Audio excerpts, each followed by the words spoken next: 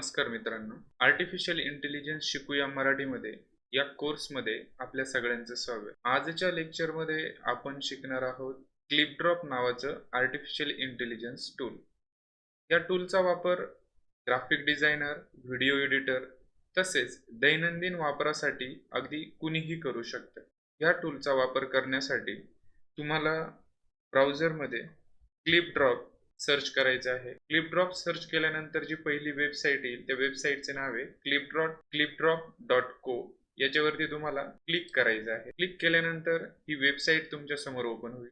या वेबसाईटचे फ्री आणि प्रीमियम असे दोन व्हर्जन अवेलेबल आहे. फ्रीमध्ये काही लिमिट्स आहेत आणि पेडमध्ये तुम्हाला अनलिमिटेड सोर्सेस आहेत. त्या व्यतिरिक्त तुम्ही API म्हणजे युजेस बेस कॉस्ट पण कॅरी करू शकता. या वेबसाईटचा आपण फ्रीचा कसा वापर करून घेऊ शकतो ते मी तुम्हाला सांगणार आहे.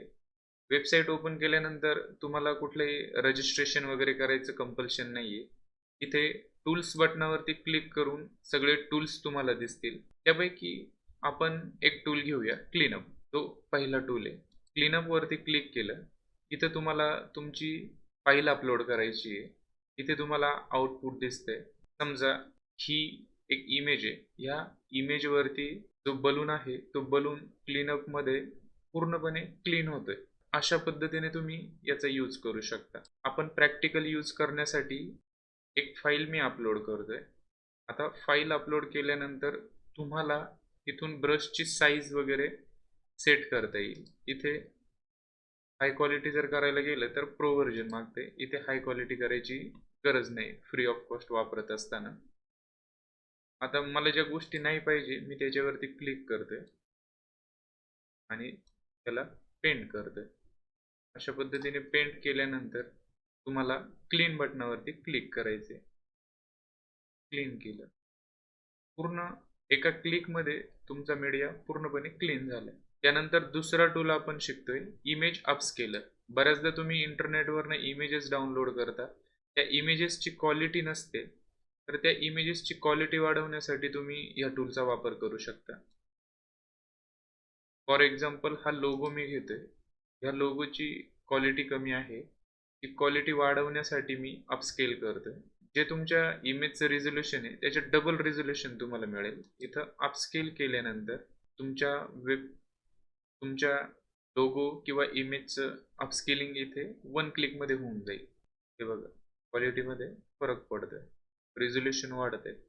अशा पद्धतीने तुम्ही इमेज अपस्केल करू शकता. त्यानंतर पुढचा टूल आपण शिकतोय रिलाइट.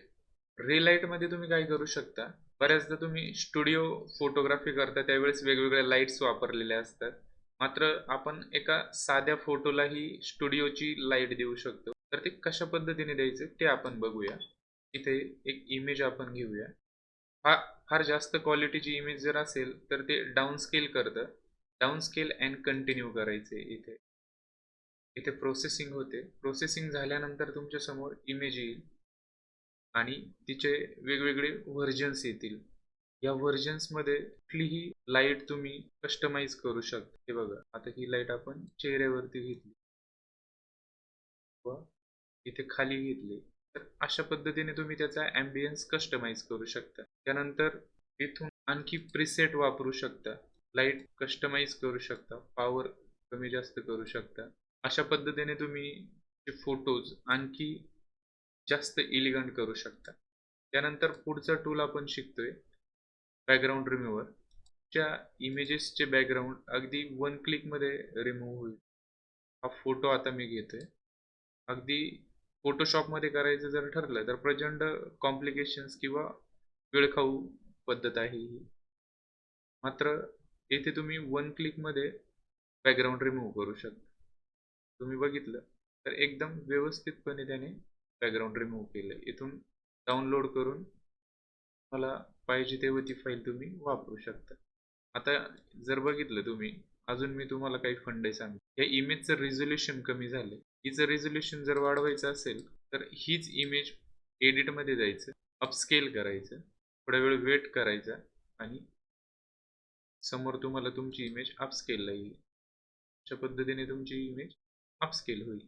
त्यानंतर पुढचा टूल आपण शिकतोय बॅकग्राऊंड रिप्लेस.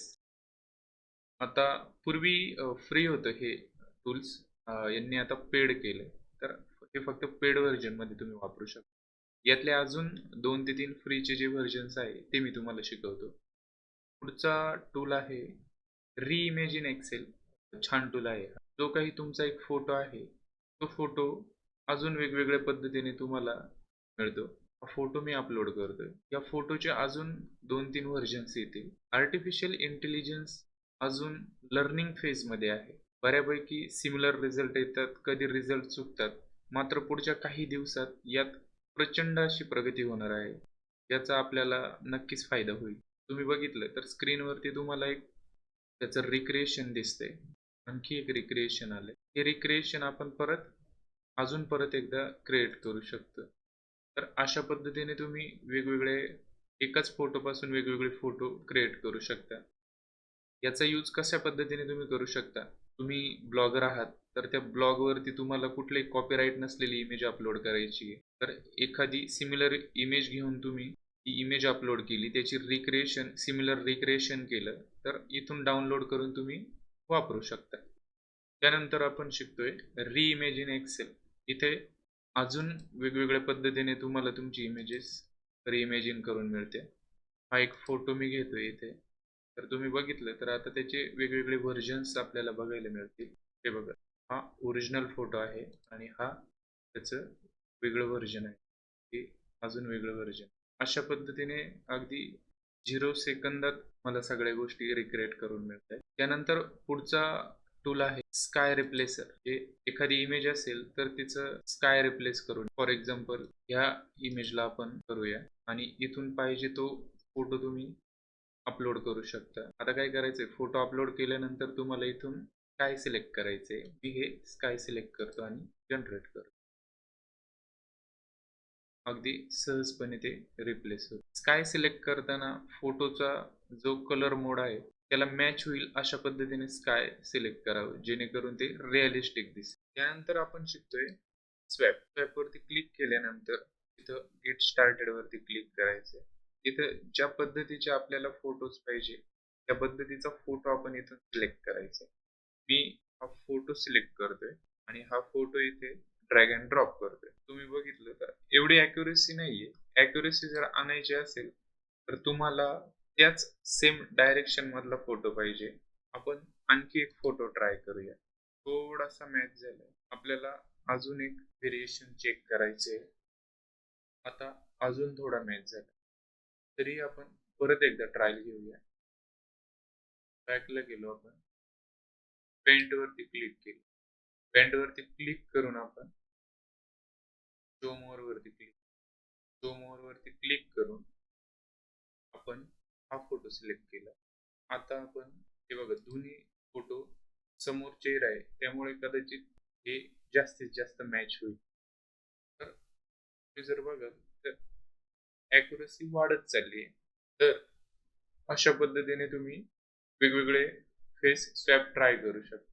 अजून 2 टूल आपण शिकतोय जे फार चांगले आणि महत्त्वाचे आहेत. फॉर एक्झाम्पल, जी कुठली इमेज आहे त्या इमेजवरती टेक्स्ट आहे, तर अगदी वन क्लिक तो टेक्स्ट निघतो.